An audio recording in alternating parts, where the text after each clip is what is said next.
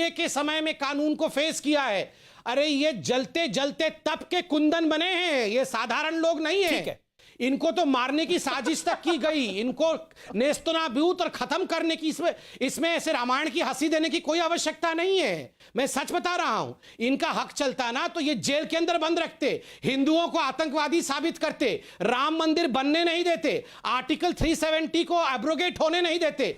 ये हंस के हंसले, ये पाकिस्तान और चाइना से हाथ मिला दे, ये हिंदुस्तान की जनता, दिमाग आपका फिरा होगा। और आप देखिएगा हिंदुस्तान की जनता इन लोगों का क्या हर्ष करेगी, देखना आप इनको। बिल्कुल ठीक हुआ है, आप जबान संभाल के बात करिए। ये जबान संभालना क्या होता है?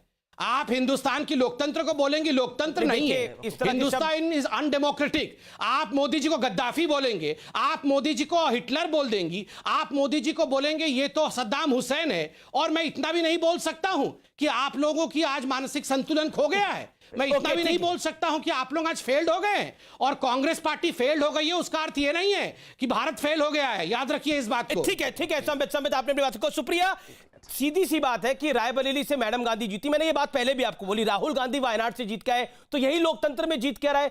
क्या आपको लगता नहीं है कि कांग्रेस की खींच है, क्योंकि हार पर हार हो रही है और पार्टी अपनी संभल नहीं रही, लोग छोड़ के जा रहे हैं। बंगाल के अंदर स्थिति ऐसी है कि आपके वहां पर लोकसभा सांसद शरद राव पवार साहब को और तेजस्वी यादव को चिट्ठी लिख रहे हैं कि हम यहां पर चुनाव लड़ रहे हैं और आप हमारे गठबंधन के साथ हैं और आप समर्थन ममता बनर्जी का कर रहे हैं। क्या आपको लगता नहीं है कि आपकी पार्टी में कंफ्यूजन की स्थिति है, उस वजह से हार रहे हैं? लेकिन ठीकरा देश पर, देश की जनता पर, यह देश की जनता का, वोटर का अपमान नहीं है जब आप कहते हैं कि यह मुल्क गद्दाफी के मुल्क के जैसा है, यह मुल्क सद्दाम हुसैन के मुल्क के जैसा है? जिन्होंने राहुल गांधी को चुनाव जिताया, जिन्होंने कांग्रेस के 52 सांसद दिए, ये जनता की कृपा तो थी तो 52 सांसद मिले। अगर बीजेपी को 303 मिले और आपको 52 मिले, कि एक भी सांसद, आप भी चुनाव लड़िए मैडम, आपको भी जो वोट मिले वो जनता की कृपा से ही मिले। अब आप बोल चुके हैं और मुझे सवाल, मेरा सवाल है, मैंने बोला नहीं है, मेरा सवाल है, इसका जवाब दीजिए। मर्यादा का मैं जवाब दूंगी, लेकिन आपके शो पर भाषा की मर्यादा भंग हुई और उस पर आपने कुछ नहीं बोला। इस पर आप, मैडम आपने बोला संबित पात्रा को कि आप दवाई लीजिए, नहीं मानिएगा। आपका दिमाग कहां जा रहा है, तो मैंने तो उस पर भी कुछ नहीं बोला। उसके पहले वो क्या बोल रहे थे? वो देश के मेन विपक्ष को कहते हैं हम पाकिस्तान के साथ खड़े हैं। कैसी बेहुदगी की बातें करते हैं ये लोग। दिमागी संतुलन इनका बदल चुका है। बेहुदगी की बात बिल्कुल सही बात है, जब ये देश बिल्कुल सही बात है। आप पाकिस्तान और चाइना के साथ ही खड़े हैं, जैसी बातें आप लोग करते हैं। मैं डिबेट नहीं करूंगी, अगर ये बोलेंगे तो चुप रहिए, चुप रहिए, आप चुप रहिए, बिल्कुल उठिए और जाइए, बिल्कुल मत करिए डिबेट, कोई आवश्यकता नहीं है डिबेट करने की। देखिए आप चुप रहिए ना, आप चुप रहिए। ये क्या हेडमास्टर? नहीं, ये हेडमास्टर की तरह चुप रहिए, चिल्लाना बंद करवाइए इनसे।